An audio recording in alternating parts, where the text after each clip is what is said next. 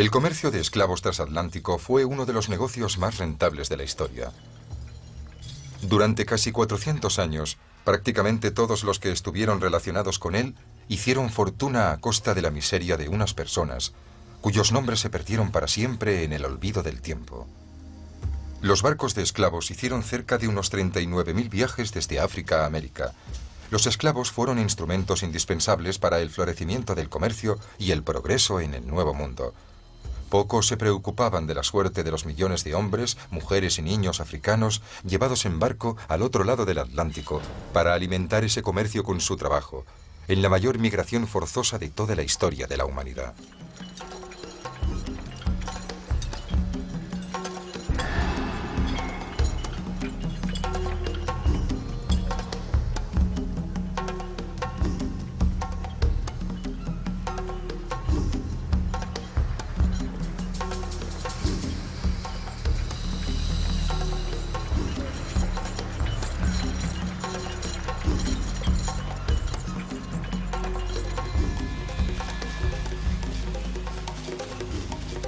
Hacía solo 3 meses que a Sembe lo habían secuestrado en su casa.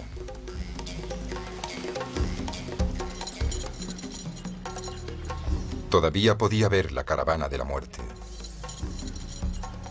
Nunca podría olvidar la sensación de ser engullido por una enorme nave que lo zarandeó durante semanas a través de una interminable extensión de agua. Cuando finalmente el barco atracó en tierra firme, a Sembe lo compró un hombre blanco.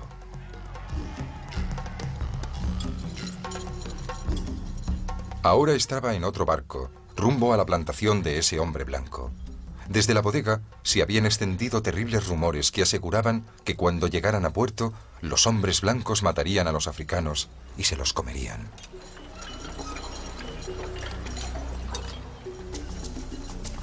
Para Sembe, la trágica cadena de acontecimientos comenzó con el hallazgo de un clavo roto.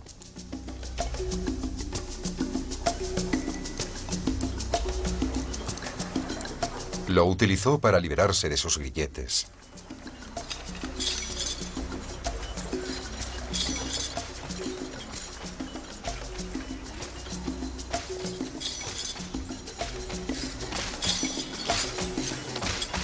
Sembe Pié intentaría recuperar su libertad valiéndose de la única opción que le quedaba, la rebelión violenta.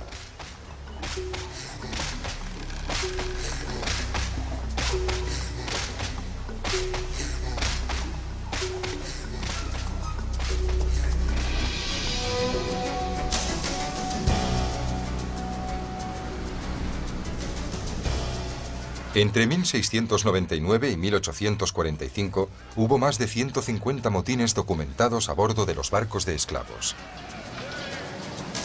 Muchos de ellos se registraron en la lista de Lloyd, el boletín del comercio marítimo de Londres. 3 de octubre de 1769. El favorita del capitán Dawson vuelve a salvo de África tras ser interceptado por unos nativos que le arrebataron 96 esclavos, además de todo el cargamento restante. El Nancy, comandada por el capitán Williams con 132 esclavos a bordo. Los esclavos cayeron sobre la tripulación e hirieron a varios de sus miembros. La tripulación reaccionó disparando contra los esclavos y mató a 6 de ellos e hirió a varios más. El True Blue del capitán Hutton fue reducido por los esclavos que había capturado en África. Siendo muchos los rebeldes, se cree que acto seguido los mismos esclavos llevaron la nave a tierra firme. Pero en toda la historia del comercio de esclavos, solo una vez los africanos consiguieron amotinarse con éxito en América y volver al continente africano.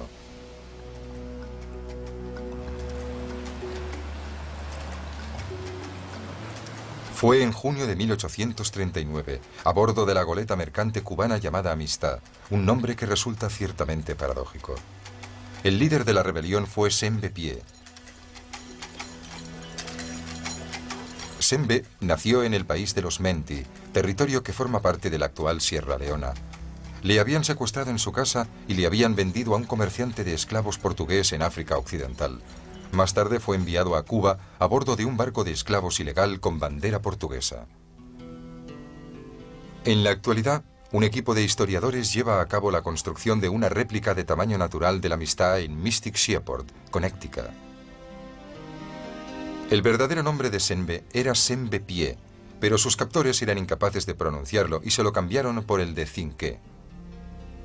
Fue con el nombre de Joseph Cinqué con el que Sembepie entraría en los anales de la historia. Don José Ruiz, un español joven y mujeriego, compró a Cinqué y a 48 africanos más en el mercado de esclavos de La Habana. Don Pedro Montes, un amigo de Ruiz de mayor edad, compró varios niños. Juntos fletaron la goleta Amistad para trasladar a los 53 africanos hasta sus plantaciones cercanas a la ciudad cubana de Puerto Príncipe. El Amistad era un pequeño velero de cabotaje con una tripulación escasa, y eso hizo posible que los cautivos Mendy consiguieran apoderarse del barco.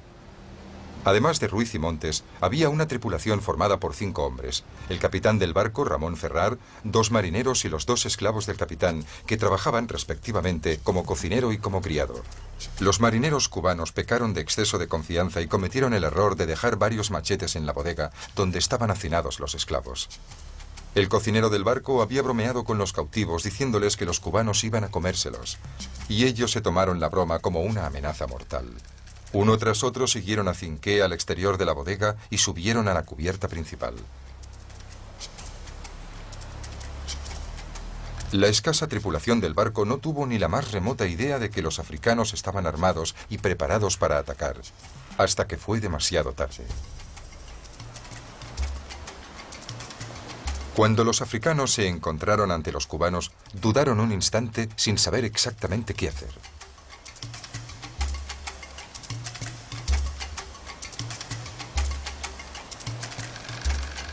El capitán de la Amistad, Ramón Ferrar, ordenó a su asistente, Antonio, que arrojara pan a los africanos, con la esperanza de que la comida les aplacase.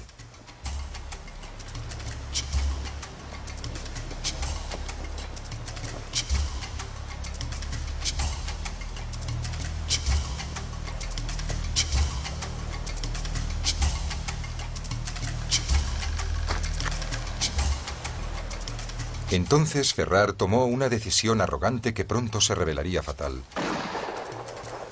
Disparó contra un africano hiriéndole de muerte, lo que desató una terrible batalla.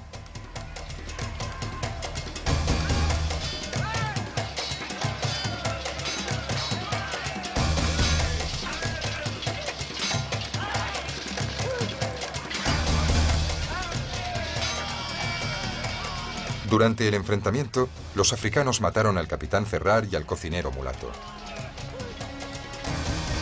Ruiz y Montes fueron capturados por los africanos. El asistente tradujo el ultimátum de los africanos. Si quería seguir vivo, Montes debía poner rumbo a África.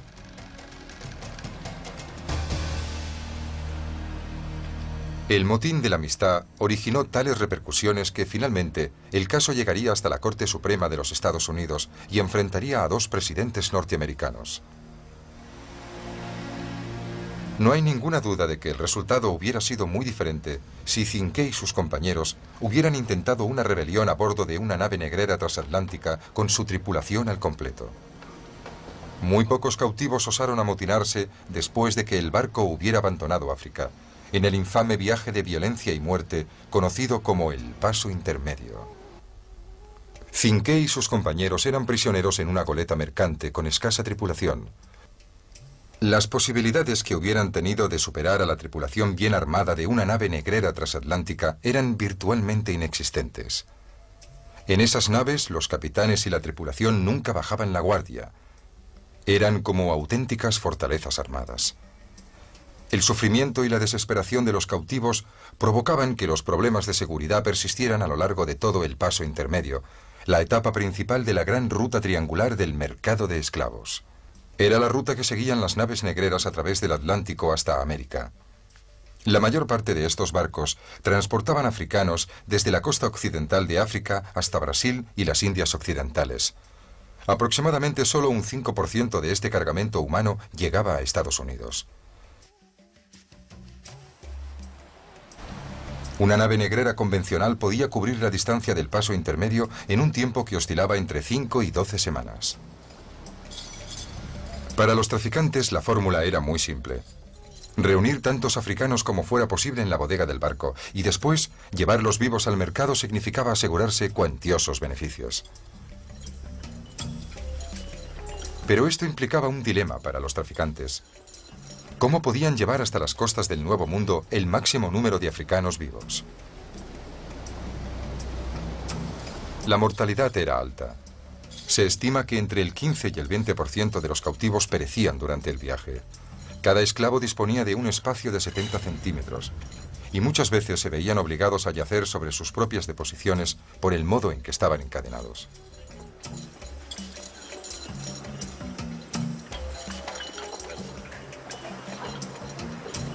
El barco de esclavos británico Brooks batió todos los récords de capacidad, hacinando a 609 africanos en un barco construido para albergar a 300. Hoy en día, algunos historiadores opinan que el hecho de que un barco estuviera más o menos lleno no era un factor decisivo en el índice de mortalidad en los esclavos.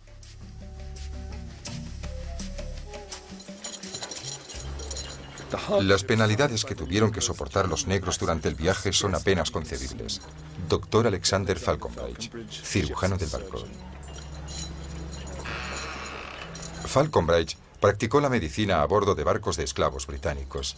En 1788 escribió que empezaba a encontrarse físicamente enfermo tras permanecer solo 15 minutos en la bodega de una nave negrera. Cuando tuve que entrar en la cubierta de los esclavos, me vi obligado a caminar a 4 patas por encima de los cuerpos. Con frecuencia, los negros están tan apretujados unos con otros que tienen menos espacio que un hombre en su ataúd. Estaba tan abrumado por el calor, el hedor y el aire fétido que casi pierdo el conocimiento.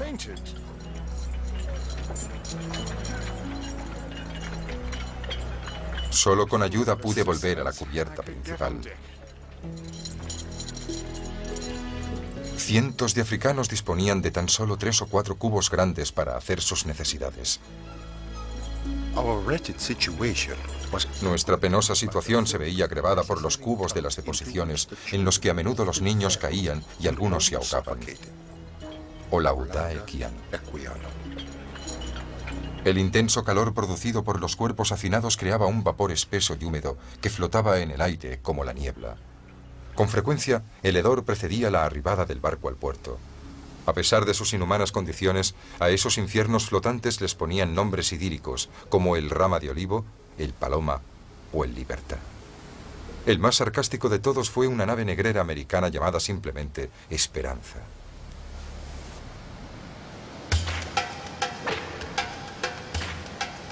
Cuando el tiempo lo permitía, los esclavos eran llevados a cubierta donde se les obligaba a bailar. Se pensaba que el baile les ayudaba a mantenerse con vida. Los que no bailaban con suficiente entusiasmo eran azotados.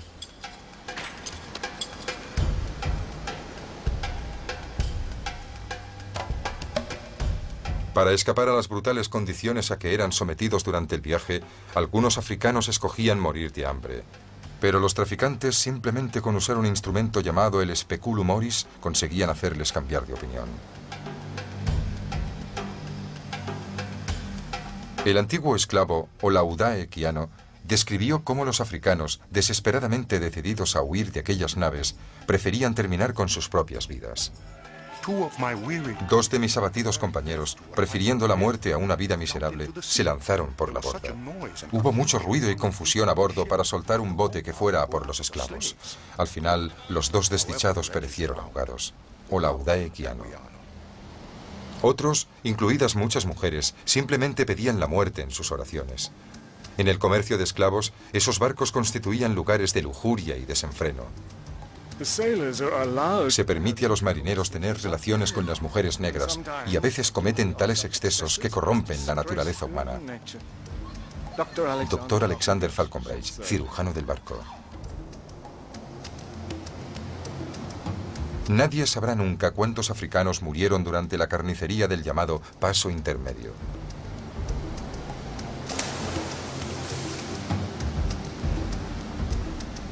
Hoy, algunos historiadores sugieren que a pesar del alto índice de mortalidad a bordo de los barcos, es probable que se asesinaran a muchos más cautivos antes incluso de abandonar el continente africano.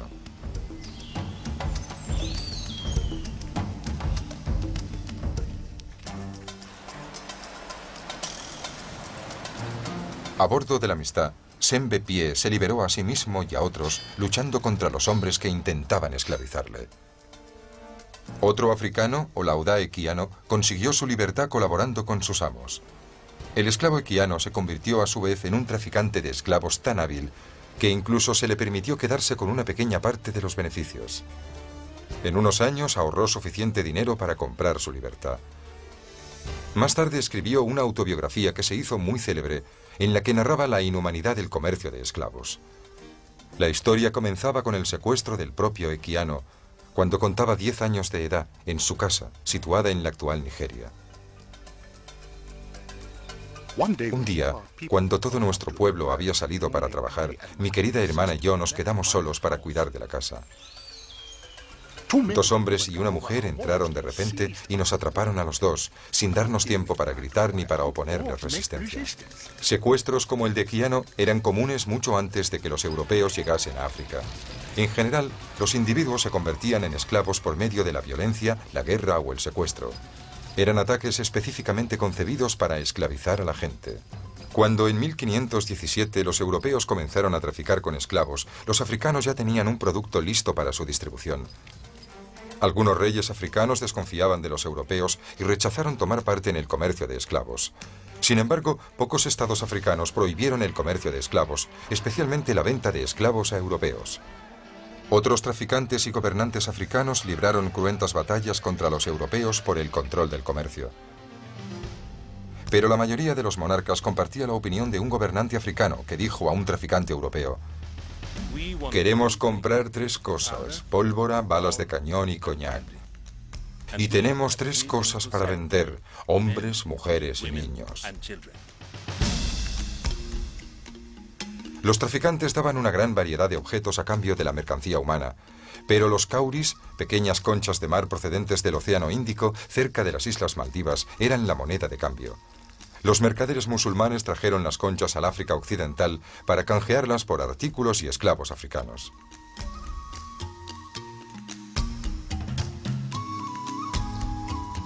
Por doquier se comerciaba con las conchas de cauri como moneda. Un traficante podía pagar hasta 40.000 conchas por un solo esclavo africano. Transportar conchas sin valor aparente para comprar esclavos constituía un gran inconveniente para los traficantes europeos. Pero no tenían otra elección. El dinero europeo no significaba absolutamente nada para los traficantes africanos. A medida que los beneficios crecían, tanto para africanos como para europeos, los traficantes aumentaban sus incursiones en las aldeas. La costa occidental africana, desde el Senegal, en el norte, hasta Angola, en el sur, estaba tan asediada por los traficantes de esclavos que toda la población tuvo que instalarse tierra adentro. Pero los traficantes lo siguieron cada vez más hacia el interior del continente africano. Nadie estaba a salvo de los traficantes de esclavos. A los africanos capturados les obligaban a marchar en largas filas denominadas recuas. Atados y encadenados unos con otros, se les hacía marchar lo más rápidamente posible hasta el mar. Muchos no conseguían llegar a la costa, morían por extenuación o simplemente eran ejecutados si no podían seguir el ritmo de la caravana.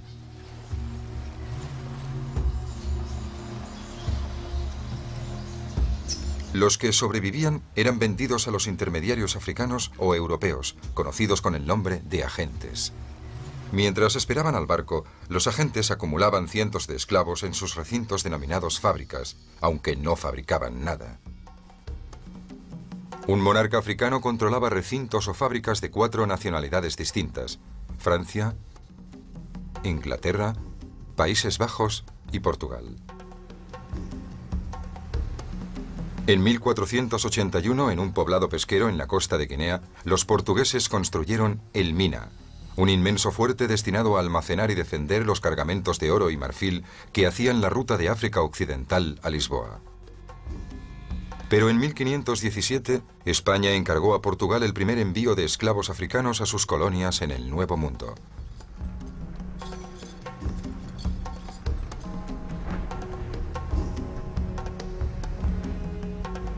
Con el tiempo, los esclavos se convertirían en una mercancía más preciada que el oro. En lugar de guardar oro y marfil, tras los altos y gruesos muros de la fortaleza de Elmina, sus patios endurecidos por el sol y sus enormes celdas oscuras se convirtieron en mazmorras y calabozos para recluir a los africanos capturados que esperaban para embarcar. Sin embargo, a pesar de poseer una fortaleza tan impresionante como Elmina, Portugal tuvo muy poca influencia sobre la clase dirigente africana, los poderosos reyes y los ricos traficantes que controlaban el comercio de esclavos. Pero en el fondo, el poder de los europeos era tan limitado como el alcance de sus mosquetes. Eso significaba que si las clases dirigentes africanas no hubieran sido cómplices de los europeos, estos no hubieran podido realizar sus batidas a lo largo de la costa a la caza del hombre. Cuando finalmente anclaban los barcos, los africanos apresados eran trasladados a bordo con suma rapidez. En ocasiones, los europeos arriesgaban su vida y su capital para secuestrar africanos sin permiso. Al principio, el comercio de esclavos transatlántico era monopolio exclusivo de los traficantes portugueses que controlaban la costa occidental de África. Pero durante el siglo XVII, el monopolio portugués comenzó a derrumbarse.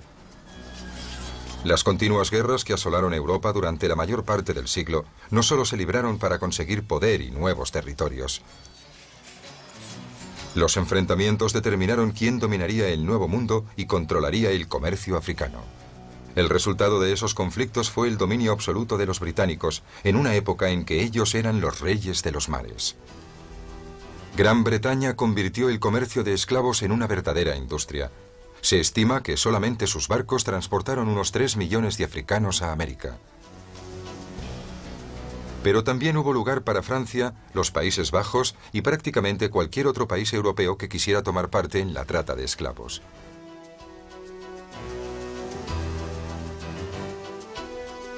En el siglo XVIII, el dinero procedente del comercio de esclavos ayudó a construir las ciudades de Liverpool y Bristol, en Inglaterra, y la ciudad francesa de Nantes.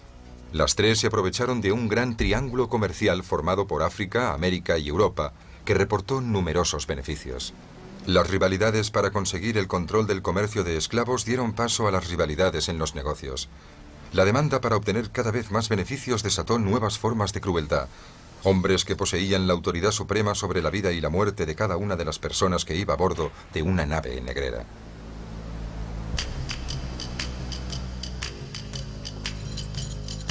La responsabilidad de transportar cientos de africanos hacia una vida de esclavitud en América descansaba únicamente sobre las espaldas de los capitanes de los barcos.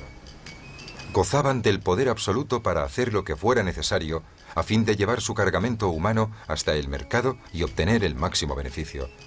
Un capitán competente de un barco de esclavos era aquel que era respetado por sus patrones y temido por su tripulación y por los esclavos. Las órdenes del capitán eran ley y sus métodos de castigo eran casi siempre brutales. En aquella época la esclavitud era un hecho aceptado. Luke Collingwood puede ser considerado el peor capitán de barco de esclavos de la historia. Collingwood era el comandante del barco negrero británico Zong. En 1781, el Zong se acercaba a la isla de Jamaica, pero con las provisiones de agua potable casi agotadas. Temiendo que gran parte de su cargamento pereciera antes de llegar a Kingston, Collingwood prefirió cobrar el dinero del seguro por sus cautivos y dio la orden de lanzar por la borda a 132 africanos débiles o enfermos.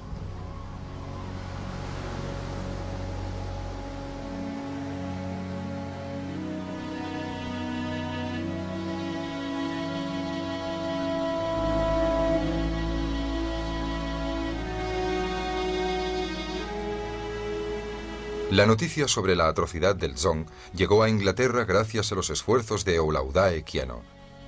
Equiano vivía en Inglaterra y oyó hablar de la masacre a través de viejos contactos suyos en el mundo del comercio de esclavos. Expuso el incidente a los abolicionistas británicos con la esperanza de que se hiciera justicia, y su iniciativa contribuyó al nacimiento del movimiento contra la esclavitud en Gran Bretaña. Los propietarios del Zong fueron juzgados por fraude. Protesto, no hay pruebas de que se lanzara a esos negros por la borda después de las lluvias. Esa prueba está aquí, en la transcripción del proceso judicial. Por primera vez, el pueblo británico conoció los verdaderos horrores de los barcos de esclavos. Estaban anonadados y se sentían ultrajados. Uno de los hombres que expresó una de las condenas más duras contra la atrocidad del Zong fue el clérigo británico John Newton. Newton tenía conocimiento de primera mano sobre la brutalidad en las naves negreras porque él mismo había sido una vez capitán de una de esas naves. Newton se convirtió en un destacado ministro de la Iglesia y en sus sermones criticó duramente el comercio en el que había tomado parte. La costumbre, el ejemplo y el interés han cegado mis ojos. Debería haberme sentido embargado por la pena y el terror, si hubiera sabido o incluso sospechado que estaba actuando con maldad. En 1779, Newton compuso el himno Gracia Divina. Tal vez lo escribió como plegaria para recibir el perdón de la gente que sufrió y murió a bordo de su barco de esclavos.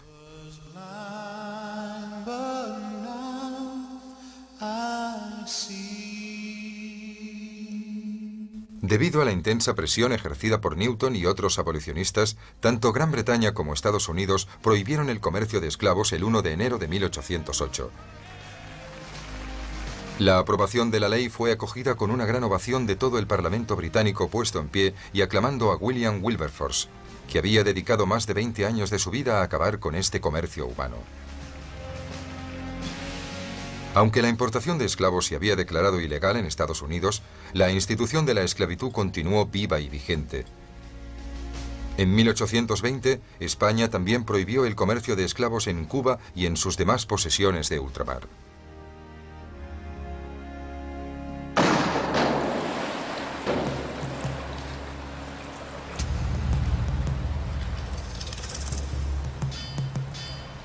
No obstante, para cuando Cinqué se hizo con el control de la Amistad, casi 20 años después, algunos capitanes renegados todavía transportaban cargamentos de africanos a América para venderlos como esclavos. Pero Cinqué había logrado lo imposible, se había apoderado de la nave de su propio amo. Los dos hacendados españoles a bordo de la Amistad se llamaban Ruiz y Montes. Montes había sido capitán de barco y le ordenaron que pusiera rumbo hacia el este. Durante el día, Montes sí se dirigía hacia Levante, pero de noche no había ninguna luz que pudiera guiar a los africanos. Cinqué no podía saber que durante la noche don Pedro Montes cambiaba el rumbo de la Amistad, alejándose de África y dirigiéndose al norte, hacia Estados Unidos.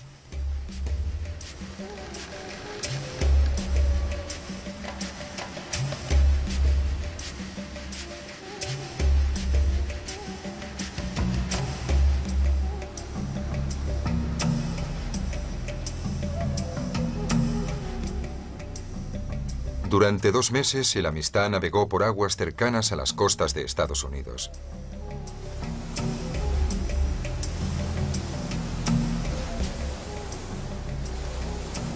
Varios africanos habían muerto por enfermedad o por deshidratación.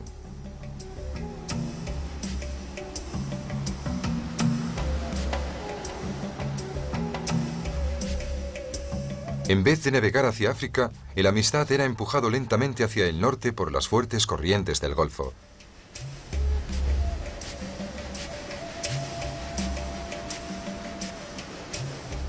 En el verano de 1839, los periódicos de las ciudades de la costa oriental de Estados Unidos publicaron terribles relatos sobre una misteriosa goleta que merodeaba por la costa y cuya tripulación eran piratas negros errantes.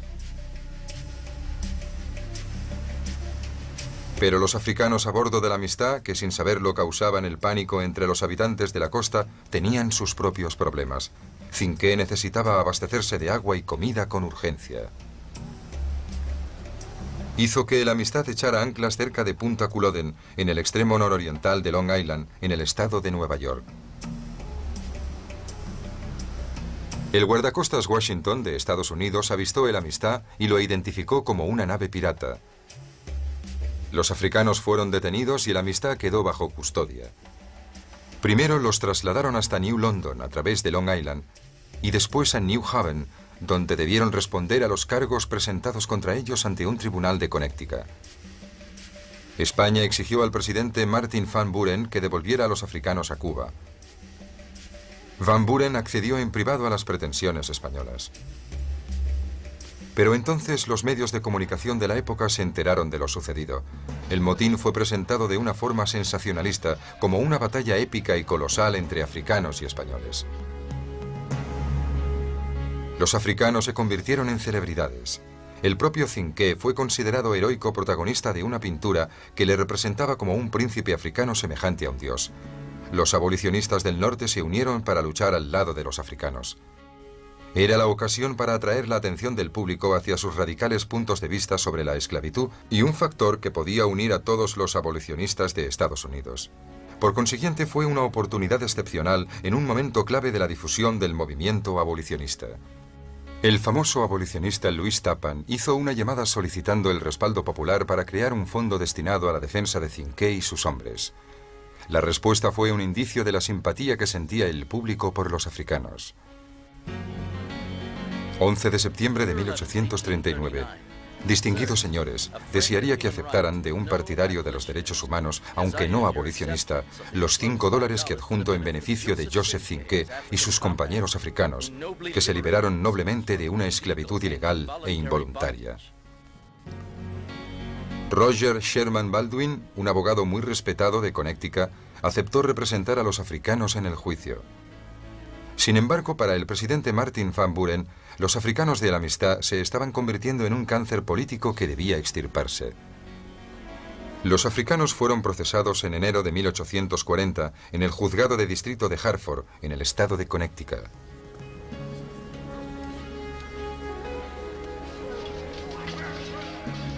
No había ninguna duda de que se había producido un motín a bordo de la Amistad. El dilema se centraba en si ahora se debía considerar a esos africanos como bienes y por tanto ser restituidos a sus amos, o si debía tratárseles como seres humanos con derecho a ser libres. Baldwin argumentó que desde el momento en que España había prohibido el comercio de esclavos a Cuba, 19 años antes, los africanos de la Amistad no podían considerarse legalmente esclavos. Durante la vista, el presidente Van Buren ordenó en secreto que un buque de los Estados Unidos, el Grampus, se dirigiera hacia Connecticut. Si el tribunal dictaba sentencia desfavorable a los africanos, el Grampus se encargaría de devolverlos inmediatamente a Cuba antes de que pudiera iniciarse el proceso de apelación. Cuando fue revelada la misión del Grampus, llegaron noticias de un segundo barco que le seguía.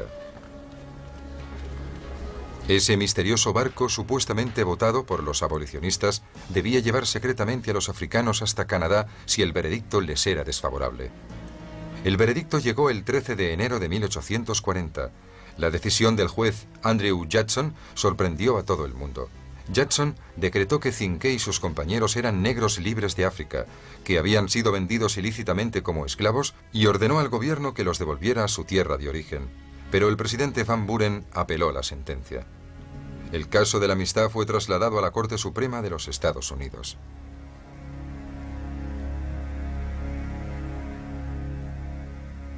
La Corte Suprema de 1841 se reunía aquí, en esta pequeña sala situada en el piso principal del edificio del Capitolio. La Corte estaba compuesta por jueces que en su mayor parte eran propietarios de esclavos o simpatizaban con los estados sudistas.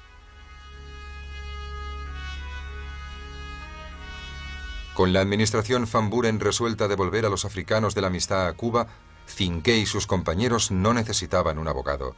Necesitaban a alguien que hiciera un milagro. Lo encontraron en la persona del expresidente John Quincy Adams. Adams tenía 73 años. Estaba enfermo y hacía 30 años que no defendía un caso ante la Corte Suprema. Al principio se mostró reticente a encargarse del asunto.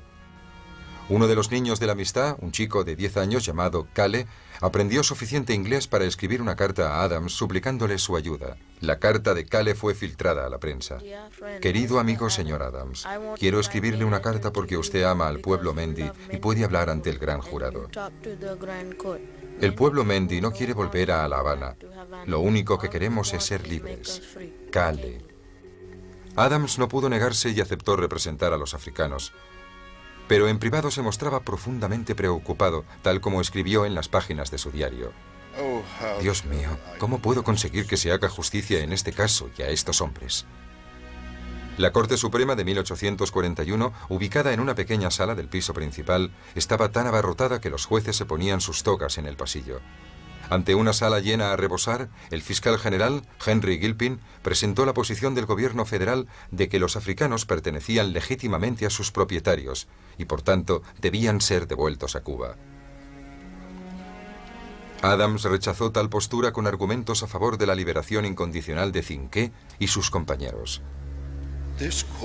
Esta corte es un tribunal de justicia. La justicia es la voluntad constante y perpetua de asegurar los derechos de todos los seres humanos. Estos negros eran libres y tenían el derecho a perseguir su libertad. Por 7 votos contra 1, la Corte Suprema confirmó la sentencia del Tribunal de Jackson. El juez Joseph Story leyó el veredicto en nombre de sus colegas. Es derecho inalienable de todos los seres humanos resistirse a la opresión y en casos extremos utilizar la fuerza frente a una injusticia flagrante. John Quincy Adams escribió apresuradamente una carta triunfalista a su colega abogado de la defensa, Roger Baldwin. 9 de marzo de 1841, mediodía. Distinguido colega, el juez Story ha leído la decisión de la Corte Suprema en el caso de la amistad. Los prisioneros son libres. Quizá por primera vez en la historia de Estados Unidos, un tribunal reconoció a los africanos no como un bien propiedad de alguien, sino como seres humanos libres. Aunque la Corte Suprema había liberado a los africanos, no concedió ningún dinero para el viaje de vuelta a casa. ¿Qué debemos hacer con los que en un tiempo fueron esclavos de la amistad, ahora que el Tribunal Supremo los ha declarado libres? John Quincy Adams.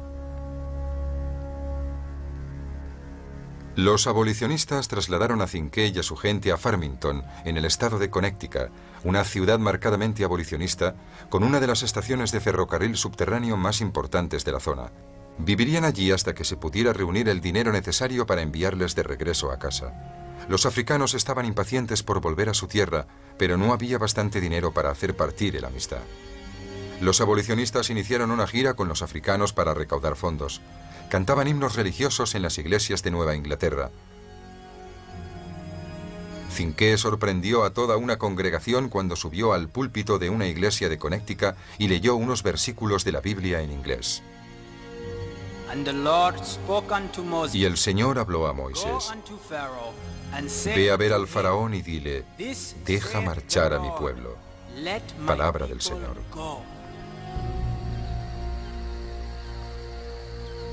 Pero la demora de meses para recaudar fondos tuvo consecuencias trágicas.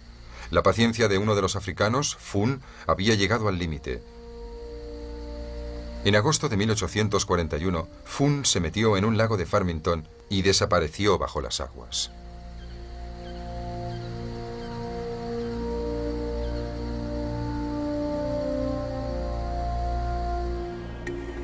Al igual que muchos africanos arrancados de su tierra por los barcos de esclavos, Fun pudo haber muerto ahogado porque había decidido que había llegado el momento de volver a casa. Sin embargo, su muerte afectó mucho a los amigos de la amistad. El incidente les apremió a conseguir el dinero que permitiera volver a casa a los demás africanos.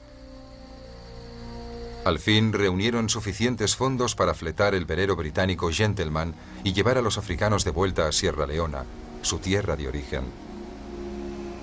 En enero de 1842, casi 2 años después del motín, finalmente Cinqué llegó con 34 supervivientes de los 53 africanos de la amistad a su tierra, en la actual Sierra Leona, en África Occidental. A pesar de la victoria de los africanos, barcos de renegados continuaron importando esclavos africanos ilegalmente durante más de 40 años.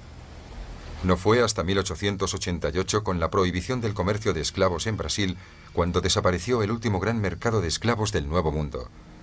El reinado de las naves negreras terminó, dejando atrás, retorciéndose lentamente tras su estela, los fantasmas de 350 años de secuestros, de infernales bodegas abarrotadas de esclavos, de enfermedades, de muerte y de luchas violentas por la libertad.